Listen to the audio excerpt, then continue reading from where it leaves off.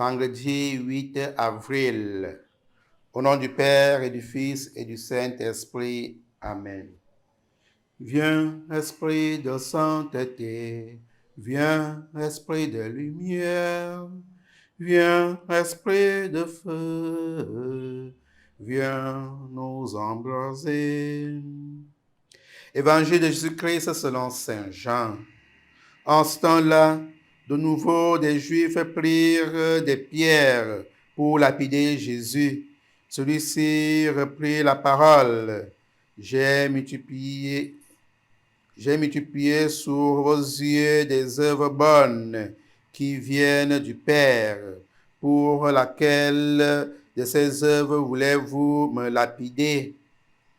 Ils lui répondirent, ce n'est pas pour une bonne œuvre que nous voulons te lapider, mais c'est pour un blasphème. Tu n'es qu'un homme et tu te fais Dieu. Jésus leur répliqua, n'est-il pas écrit dans votre loi, j'ai dit, vous êtes des dieux. Elle les appelle donc des dieux, ceux à qui la parole de Dieu s'adressait, et l'écriture ne peut pas être abolie. Or, celui que le Père a consacré et envoyé dans le monde, vous lui dites, tu blasphèmes, parce que j'ai dit, je suis le Fils de Dieu. Si je ne fais pas les œuvres de mon Père, continuez à ne pas me croire. Mais si je les fais, même si vous ne les croyez pas, croyez les œuvres. Ainsi, vous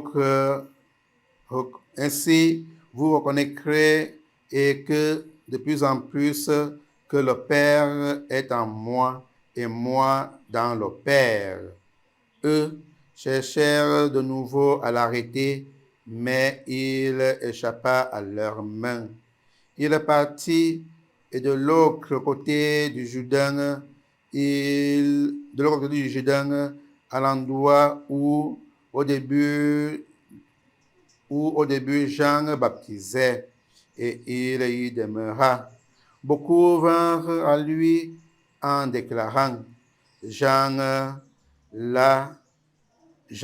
pas accompli de signe, mais tout ce que Jean a dit de lui était vrai.